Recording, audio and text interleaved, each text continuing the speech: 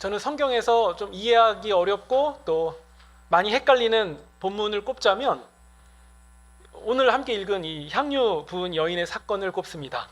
네, 이 말씀에는 조금 더 부연 설명이 필요할 것 같은데, 마태, 마가, 누가, 요한복음을 우리는 사복음서라고 부르잖아요. 근데 이 사복음서에 향유 부은 여인 사건이 다 나와요. 전부 다 나옵니다.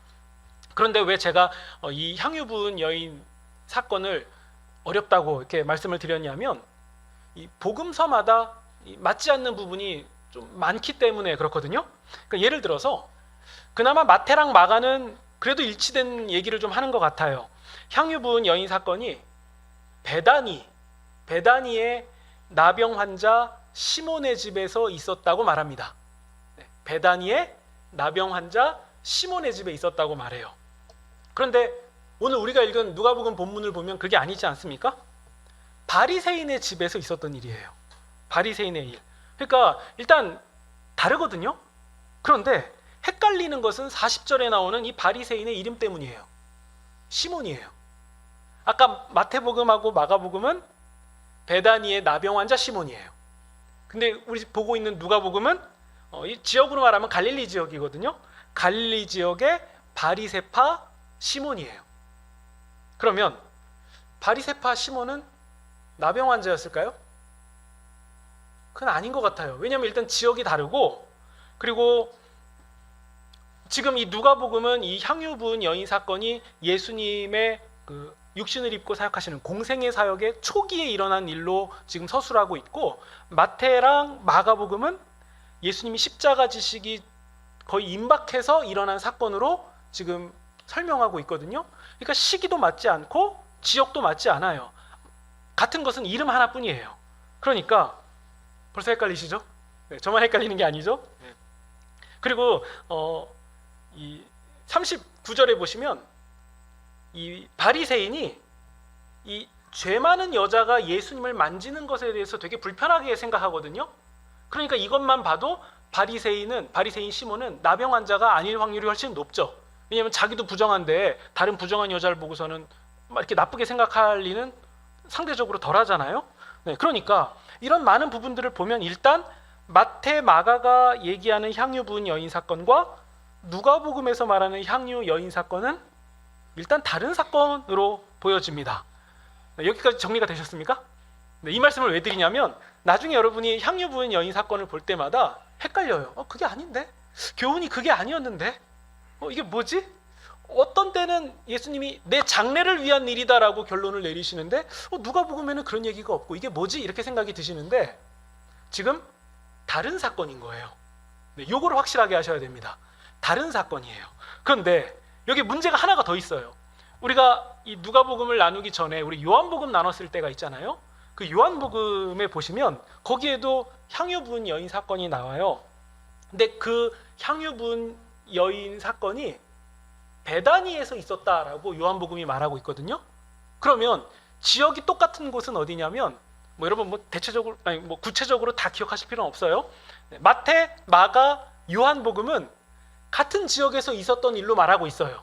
그러니까 지금 이 세 개는 일치하고 있는 것 같아요. 근데 여기서 문제가 뭐냐면요.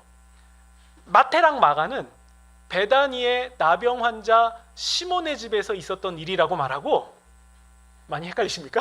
네. 요한복음에는 시몬 얘기, 나병 환자 시몬 얘기는 없고 나사로가 등장해요. 죽은 나사로.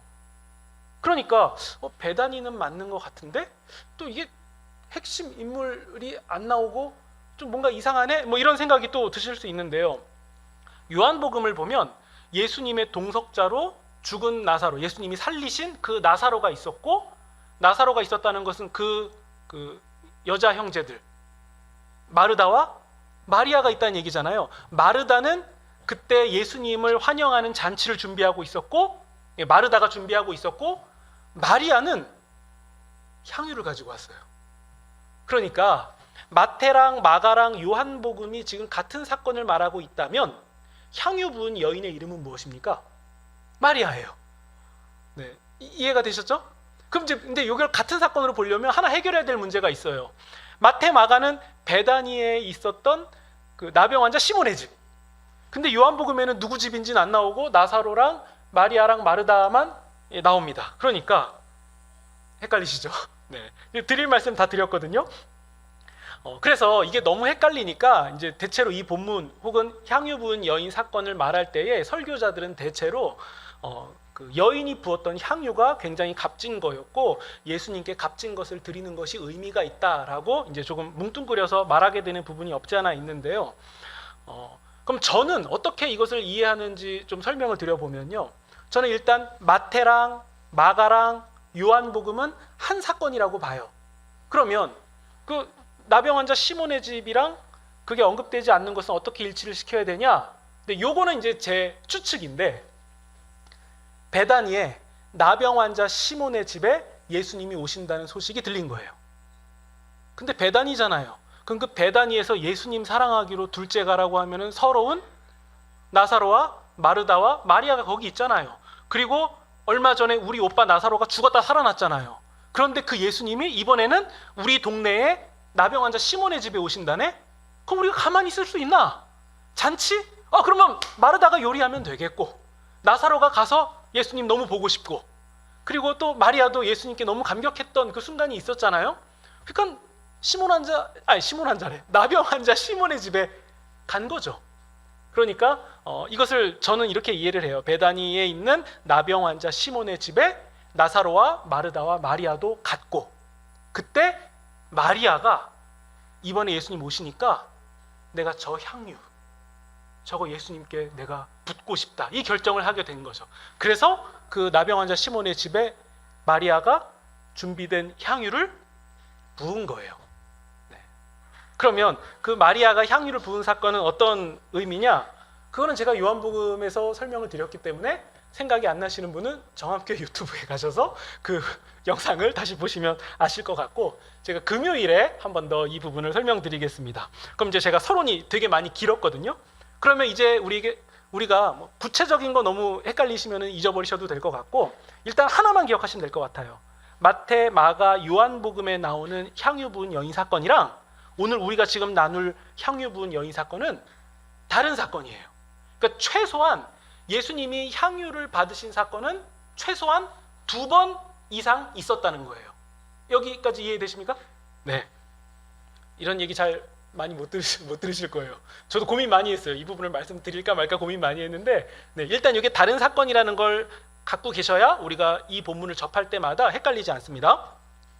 네, 그리고 또 첨언으로 하나 더 말씀드리면 우리 찬송가 211장에 보시면 그 값비싼 향유를 주께 드린 막달라 마리아 본받아서라고 나오는데 막달라 마리아가 아니죠. 마르다와 여자 형제인 마리아가 부은 거죠. 네, 나사로의 여자 형제인 마리아가 한 거지 막달라 마리아가 아니에요. 그러니까 찬송가 가사 틀린 거예요. 네, 그러니까 부르실 때 그렇다고 나 혼자 막달라 읽지 마시고 그냥 의미가 그런 거구나 뭐 대충 그렇게 생각하시면 될 것 같습니다. 다시 본론으로 돌아가서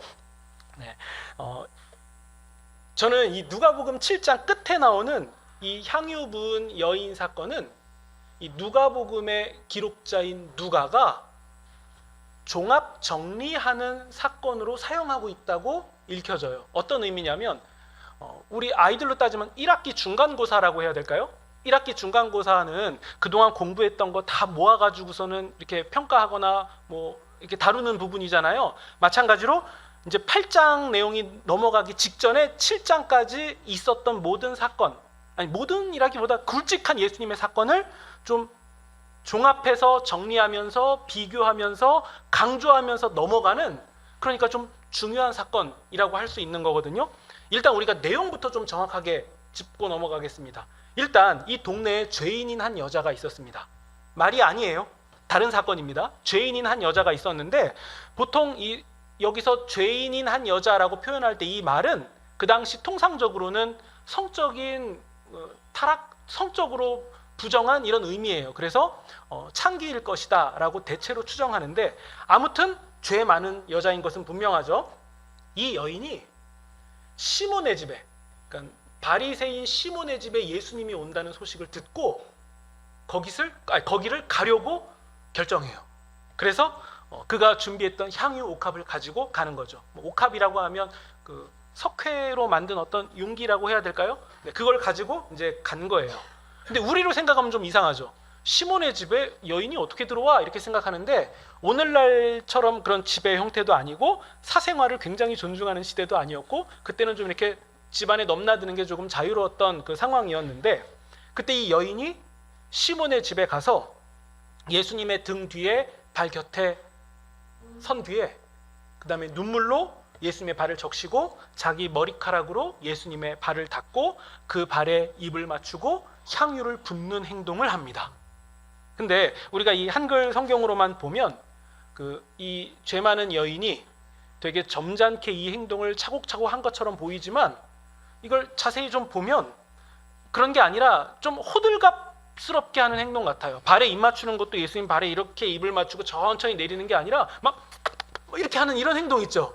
이런 식으로 좀 호들갑을 떨면서 하는 행동처럼 보여져요. 그리고 우리가 머리를 풀러서 이렇게 발을 닦았다고 하는데 우리가 되게 근사하게 뭐 영화처럼 이렇게 슬로우 장면 생각하시지만 이 죄 많은 여인이 머리 풀렀다고 생각해 보세요. 되게 요란스러운 장면이 사실 생각나지 않습니까?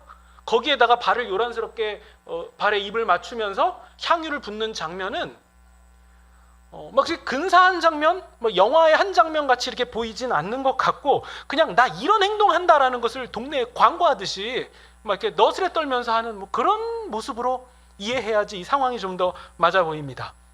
그때 이 바리새인 시몬이 어떤 생각을 하냐면요. 39절에 나옵니다. 만일 이 예수님이 선지자라면 이 여자가 어떤 여자인지 죄가 얼마나 많은 여자인지 혹은 부정한 여자인지를 알아서 나한테 발에 입 맞추고 손을 대는 이런 행동 못하게 할 텐데 이 선지자 아닐 수 있겠다 이 생각을 한 거예요. 그러자 예수님이 시몬의 그 생각을 아시고선 40절부터 어떤 말씀을 하시냐면 빚진 자 두 사람이 있는데 한 명은 500데나리온 그러니까 우리로 따지면은 1년 반치의 월급이라고 해야 될까요? 1년 반 정도의 그 연봉을 빚진 자가 있고 한 사람은 50데나리온 그러니까 한 달 반 정도? 한 달 반 정도에 해당하는 그 금액을 빚진 자 두 명이 있다. 근데 채권자가 그 두 사람을 다 탕감해줬다. 그러면 그 두 사람 중에 누가 더 채권자를 사랑하겠느냐? 예수님이 이걸 물어보세요. 그러자 시몬이 뭐라고 얘기하냐면 그야 500데나리온 빚진 자가 더 사랑하겠죠 라고 대답을 해요. 그때 예수님이 네가 한 그 대답이 맞다 라고 말씀하신 후에 이어서 말씀하시기를 뭐라고 하시냐면 시몬 너는 나를 초대한 사람이다. 근데 너는 나를 초대한 사람임에도 불구하고 내가 너의 집에 들어올 때에 발 씻을 물도 주지 않았다. 그때는 우리 그 샌들 같은 거 신고 다녔을 때니까 조금만 걸어도 비포장 길이니까 발에 먼지가 많잖아요. 그러니까 이제 발 씻을 물을 주는 게 어떤 예의 중에 하나였던 걸로 보여져요. 근데 너는 그것도 하지 않았고 그리고 나에게 입을 맞추는 것도 하지 않았다. 이렇게 얼굴 교차하면서 이렇게 인사하는 그런 거 있잖아요. 그것도 하지 않았다. 그런데 이 여인은 눈물로 내 발을 적시고 뭐 고무호스 같은 거 끌어다 올 수 없잖아요. 그러니까 눈물로 내 발을 적시고 머리털로 닦았고 그리고 내 발에 계속해서 입을 맞췄다. 그러니까 뭐 한두 번이 아니었던 거예요. 계속해서 입을 맞췄다. 그리고 너는 내 머리에 그냥 평범한 기름인 감람유 그러니까 올리브유도 바르지 않았는데 이 여인은 향유를 가지고 와서 내게 발랐다. 내게 부었다. 그러면서 예수님이 이어서 말씀하시기를 그러므로 내가 너에게 말한다. 이 여인은 많은 죄를 용서받았다. 왜냐하면 그가 많이 사랑했기 때문이다. 이렇게 예수님이 말씀을 정리하십니다. 그러면서 뒤에 이어서 말씀하시기를 또 적게 용서받은 사람은 적게 사랑한다. 이런 말씀도 하셨거든요. 그리고 나서 예수님이 맥락을 보면 이미 이 여인은 예수님을 한번 만난 적이 있고 예수님께 죄 용서를 받은 적이 있는데 사람들이 모인 자리에서 공적으로 한 번 더 선언하시는 거예요. 이 여인이 죄 용서를 받았다. 그러자 사람들이 이 장면을 보고서는 뭔데? 저 청년이 뭔데 죄 용서고 말고 이런 얘기를 해? 죄 용서는 하나님이 하시는 일인데. 이렇게 수근거려요. 그러니까 마음속으로 생각했어요. 그때 예수님이 여인에게 뭐라고 말씀하시냐면 너의 믿음이 너를 구원하였다. 평안히 가라 라고 말씀하십니다. 그럼 제가 지금 이 본문의 사건을 좀 자세히 설명드렸거든요. 그러면 제가 처음 말씀드린 것처럼 이 향유 부인 여인 사건은 뭘 생각나게 하려고 하고 그리고 또 무엇과 비교하고 있습니까? 제가 꽤 많이 찾았는데요. 하나씩 설명을 좀 드려볼게요. 어렵다 생각하지 마시고 잘 들어보시면 이해가 되실 것 같아요. 첫 번째는요. 바리새인 시몬의 집에 초청했다는 것은 우리 지금 누가복음 7장 하잖아요. 누가복음 5장에 레위, 세리 레위의 집에 가신 예수님이 생각나요. 거기서 일단 바리새인 시몬은 예수님께 발 씻을 물 그 외에 여러 가지도 하지 않았잖아요. 근데 레위는 어떻게 했냐면 큰 잔치를 엽니다. 그러니까 레위는 예수님께 할 수 있는 자기의 기쁨의 표현을 했고 시몬은 그냥 뭔가 무덤덤해요. 그러니까 이 예수님을 대접하는 내용이 달라요. 질이 달라요. 이게 비교가 됩니다. 그리고 두 번째는요. 바리새인 시몬은 어떤 얘기를 하냐면 이 예수님이 선지자라면 이렇게 안 했을 텐데 라고 얘기해요. 그런데 우리 지난주 설교 기억하십니까? 요한이 예수님께 비슷한 말을 하잖아요. 오실 그분이십니까? 우리가 다른 그분을 기다려야 됩니까? 라고 의심하잖아요. 지금 똑같이 의심하는 상황이 등장해요. 그런데 그 중심이 다르지 않습니까? 요한은 예수님이 진짜인지가 너무 확인하고 싶은 열망과 함께 메시아가 만나고 싶은 거고 시몬은 아니네. 내가 그럴싸한 사람인 줄 알고 초대했는데 못 알아보네. 이 중심이 다른 거예요. 똑같이 의심하고 있지만 이게 비교가 되지 않습니까? 네. 그리고 세 번째 39절에 보시면 이 시몬이 선지자라는 단어를 쓰거든요. 이분이 선지자였다면 알아봤을 텐데 그러니까 시몬은 예수님이 선지자가 아니라고 생각한 거거든요. 그런데 예수님도 선지자라는 단어를 사용해요. 어디서 사용하시냐면 26절 보시면요. 예수님은 세례 요한을 선지자보다 훌륭한 자라고 말씀하세요. 그럼 이게 어떤 의미입니까? 세례 요한은 예수님 오실 길을 예비한 사람이잖아요. 그러니까 세례 요한은 광고고 본편은 예수님이잖아요. 근데 그 예수님이 뭐라고 말씀하시냐면 세례 요한은 선지자보다 큰 자래요. 그러면 선지자보다 큰 자가 예수님을 더 높인 거예요. 그럼 예수님은 선지자가 진짜 아니죠. 선지자로 비교도 할 수 없는 메시아 그분이잖아요. 근데 시몬은 뭐라 그러죠? 선지자 아니네. 그러니까 지금 시몬이 우스꽝스럽게 된 상황인 거예요. 요게 지금 비교가 되는 장면이 보이시죠? 그리고 네 번째, 예수님은 세리 레위의 집에서 이런 말씀하십니다. 나는 의인을 부르러 온 것이 아니라 죄인을 불러 회개시키러 왔다. 근데 방금 이 말씀에서는 우리가 예수님이 죄인을 환영하시는 분이구나 이걸 읽어낼 수 있는데 근데 바리새인 시몬의 집에서는 그 반대예요. 레위의 집에서는 레위뿐만 아니라 다른 세리와 죄인들이 함께 어울리는 자리였는데 시몬의 집에는 죄인이라고는 딱 한 명 왔어요. 여인 한 명이에요. 근데 이 여인을 배척하는 분위기예요. 이 두 가지가 지금 대조되고 있다는 거죠. 그러니까 시몬이 생각한 의로움은 뭐냐면 예수님은 저런 죄인을 가까이 해서는 안 된다라고 생각한 거예요. 진짜 메시아고 선지자면 진짜 선지자라면 죄인하고 가까이 가시면 안 되지. 죄인이 나를 만지는 것도 용납하시면 안 되지. 이 생각이었고 레위의 집에서 보여진 예수님의 의로움은 그 죄인들과 함께 잔치를 벌이는 거예요. 이게 다르다는 거죠. 그럼 진짜 의로움은 무엇이냐? 죄인들과 예수님이 함께 계신 것.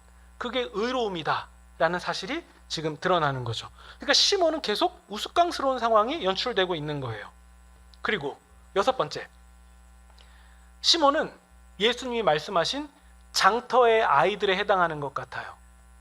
그러니까 향유 부은 여인은 지금 예수님의 오심에 되게 격한 반응을 보이거든요. 막 너무 좋아서 어떻게 해야 될지 몰라갖고 막 머리도 풀르고 막 눈물도 흘리고 막 이걸 죄송한 표현으로는 주접이라고 해야 될까요? 막 그렇게까지 하면서 예수님을 너무 기뻐하는데 시몬은 발 씻을 물도 안 드리고 기름도 안 바르고 그냥 초청은 자기가 했는데 별 그냥 반응이 없어요.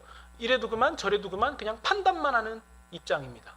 그러니까 피리를 불어도 가만히 있고 노래를 불러도 가만히 있고 뭘 해도 가만히 있는 그냥 그 모습에 해당하는 대표적 인물이 시몬이었다라는 게 드러나죠. 그리고 일곱 번째, 예수님은 여인에게 죄사함을 선포하십니다. 그때 사람들이 그래요.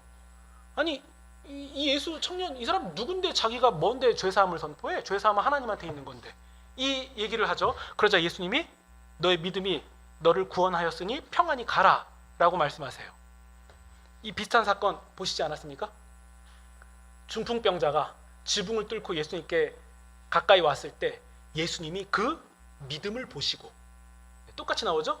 여인에게 너의 믿음이 구원했다. 예수님이 그 중풍병자의 믿음을 보시고, 그리고 예수님이 뭐라고 말씀하시냐면 죄사함을 선포하세요. 그러자 주변 사람들이 뭔데 죄사함을 선포하지? 이 반응이 똑같이 나옵니다. 그리고 예수님이 침상을 들고 가라고 말씀하세요. 예수님이 여인에게는 평안히 가라 라고 말씀하시죠. 그러니까 되게 많이 겹치지 않습니까? 지금 향유 부은 여인 사건이 단순히 그 여인이 예수님을 어떤 극진히 대접한 아름다운 사건 정도가 아니라, 겉으로 볼 땐 그 정도지만 실제로는 제가 1학기 중간고사라고 말씀드린 게 어떤 의미인지 아실 것 같지 않습니까? 지금 누가복음의 저자 누가는 그 사건의 모든 예수님의 사건과 의미들이 함축되어 있다는 것을 은연중에 지금 드러내고 있는 겁니다. 그러면 우리는 이 사건을 통해서 정리할 수 있는 내용이 4가지가 있죠. 첫 번째, 예수님은 죄인을 위하러 오신 분임이 분명하다. 이게 첫 번째죠. 예수님은 죄인을 위하러 오셨다. 죄인을 위해서 오셨다. 무조건 죄인을 위하여 오셨다. 죄인이다. 죄인이다. 이걸 계속 강조하고 있는 거예요. 죄인이다. 이 말은 죄인들 보고 나오라는 거예요. 와라 예수님한테. 난 죄인이니까 못 간다. 이런 소리 하지 말고 가라. 예수님께 가라. 이걸 촉구하고 있는 거예요. 그리고 두 번째, 어떤 죄인이어도 상관없다. 이 정도로 죄 많은 여인도 예수님께 환대받는다. 그리고 세 번째, 죄인은 멀리 있는 것이 아니라 예수님께 가까이 나와야 되고, 특히 더 많이 사랑받은 자는 예수님을 더 많이 사랑할 수 있다라는 얘기. 이거 역설이지 않습니까? 누가 예수님을 더 많이 사랑할 수 있느냐? 죄가 많은 사람. 죄가 많은 사람. 그렇기 때문에 이런 맥락이라면, 예수님이 이렇게 말씀하셨다면 우리도 말할 수 있을 것 같아요. 우리는 예수님을 많이 사랑할 수 있는 사람이에요. 왜죠? 우린 죄인이기 때문이에요. 그래서 이것이 우리에게 글자만 놓고 보면 안 좋은 글자지만 예수님 앞에서 이 글자는 놀라운 은혜의 글자가 되는 거죠. 나는 예수님을 더 많이 사랑할 수 있는 사람이다. 우리에게 여전히 소망이 있다. 이걸 볼 수 있게 되는 거죠. 그리고 네 번째, 예수님은 말만 하시는 분이 아니라 죄사함을 가능케 하실 수 있는 분이고, 그 자격이 되시는 분이고, 예수님이야말로 오실 메시아다. 이것을 확고하게 하고 있는 사건인 것이 분명하죠. 그러니까 지금 이 여인의 사건만 봐도 지금 레위랑 좀 많이 닮아 있어요. 여인이 예수님께 향유를 붓고 또 할 수 있는 행동을 다 하면서 자신이 예수님을 많이 사랑하고 있다는 것을 드러낸 것은 세리 레위가 모든 것을 버려두고 예수를 따르니라에 해당하는 그 말, 이 겹치는 것 같잖아요. 겹쳐 보이잖아요. 그러니까 여인은 지금 모든 것을 버려두고 예수님을 따라가고 있었던 거죠. 레위도 가능하고 죄 많은 창기 여인도 가능하고 우리도 가능하다는 거예요. 그러니까 여러분, 예수님이 이 여인을 좋게 여겨주셨다는 사실이 제일 중요해요. 그럼 예수님이 우리를 어떻게 여겨주시겠습니까? 좋게 여겨주셔요. 우리도 예수님께 담대하게 나아갈 수 있다는 사실이죠. 이 여인이 한 행동을 보세요. 눈물 흘리면서 머리를 풀어헤치고 막 이런 행동들이 그렇게 품이 있다거나 격식이 있거나 모양새를 갖춘 그런 모습이 아니에요. 누군가가 봐도 흠모할 그런 모습이 아닌 걸로 보여요. 근데 예수님은 그걸 너무 좋게 여기시잖아요. 우리가 볼 때 너무 요란스러운 모습일 수 있는데도 예수님은 그것을 좋게 여기시잖아요. 그리고 바리새인 시몬도 의심했고 세례 요한도 의심했는데 예수님이 세례 요한의 의심은 좋게 여기셔서 친절하게 대답해 주시잖아요. 무슨 차이가 있습니까? 예수님은 중심을 보신다는 거예요. 우리의 중심을 보신다는 거예요. 그래서 그런 모양새 갖추지도 않은 이상하게 보이는 그런 행동마저도 예수님은 예배 행위로 받고 계셨다는 거예요. 여러분, 그러면 여기서 가장 중요한 사실은 무엇이냐면 예수님이 어떤 분이냐예요. 이게 제일 중요합니다. 사람들은 우리 법에 의하면, 절차에 의하면, 율법에 의하면, 관습에 의하면 이렇게 해야 되고 저렇게 해야 되고 이거 갖춰야 되고 이런 식으로 해야 되고 이런 걸 다 따지면서 이거 해야 예수님께 나아갈 수 있지, 이걸 생각하지만 가장 중요한 것은 예수님이 그런 걸 중요하게 여기시는 게 아니라 죄인인 너, 그 사람을 귀히 여기신다는 이 사실에서 우리가 소망을 발견할 수 있다는 거예요. 잘 몰라도 괜찮아요. 뭐 성경 지식 그런 거 부족해도 괜찮아요. 알면 좋죠. 근데 부족해도 괜찮아요. 가장 중요한 것은 예수님이 누굴 원하시고 계시냐, 이 사실이 제일 중요한 거 아닙니까? 그래서 우리가 말씀을 볼 때마다 항상 우리가 주목해야 되는 것은 무엇이냐면 하나님이 어떤 분이시냐, 예수님이 어떤 분이시냐, 이 사실이 제일 중요하고 그 사실 앞에서 죄 많은 그 어떤 사람이라도 용납된다, 구원이 거기에 임한다라는 사실을 발견하게 되는 것, 여러분 이것이 소망입니다. 그러니까 여러분 항상 우리가 감사와 기쁨과 소망을 발견할 때에는 나의 어떠함이 아닙니다. 절대로 나의 어떠함이 아니에요. 내가 자랑할 수 있는 어떤 요소가 생겼다 해도 그거 아무것도 아니에요. 제일 중요한 것은 예수님이 그것을 어떻게 여기시냐, 예수님이 어떤 분이냐, 이 사실이 제일 중요하고, 그래서 여러분 보세요. 여기서 마지막으로 하나 더 비교되는 장면은 시몬은 예수님을 초청할 수 있어요. 예수님, 이번에 우리 집에서 식사하시죠. 저는 바리새인, 돈도 어느 정도 있는 것 같고 뭐 예수님 초대할 정도의 집도 되는 것 같고 우리 집 오세요. 근데 죄 많은 여인은 이렇게 옆에서 봤다가 저기 오셨다, 나 저 가야겠다 해서 그냥 불청객, 초대도 받지 못한 불청객, 그런 모양새로 거기 들어가는 거예요. 사람들이 볼 때 저 여자 왜 왔냐, 이 생각이 들겠죠. 근데 그 집안에서 가장 사랑받고 환대받은 자는 누굽니까? 우리 예수님의 사랑과 환대를 받은 자, 여인이에요. 여인이에요. 여기에서 우리의 모습이 발견되시면 좋겠습니다.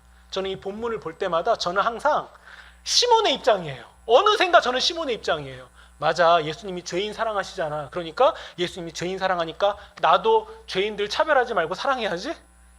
이것도 맞죠. 근데 시몬 입장 말고 이번에 입장을 좀 바꿔보시는 게 괜찮은 것 같아요. 내가 죄 많은 여인일 때 예수님은 나를 어떻게 보실까? 예수님은 누구보다 죄 많은 자를 환대하신다는 사실, 여기에서 우리가 표현이 좀 이상하겠지만 이걸 뻔뻔함이라고 받으시면 좋겠고, 예수님께 우리가 뻔뻔하게 나아갈 수 있는 것은 내가 뭘 했으니까 우리 집 오세요, 이 뻔뻔함이 아니라 난 죄가 너무 많은데도 갈 수 있다는 뻔뻔함, 그것은 어디에서부터 비롯된 겁니까? 우리 예수님이 어떤 분이시냐, 바로 이 사실입니다. 여러분, 우리 주어진 한 주에도 예수님이 어떤 분이시냐를 주목하시면서 예수님이 여인에게 하신 말씀처럼 평안히 가라, 예수님이 어떤 분이신지를 생각하시면서 평안히 나아가시는 그런 한 주가 되시기를 우리 구주 예수님의 이름으로 축원드립니다.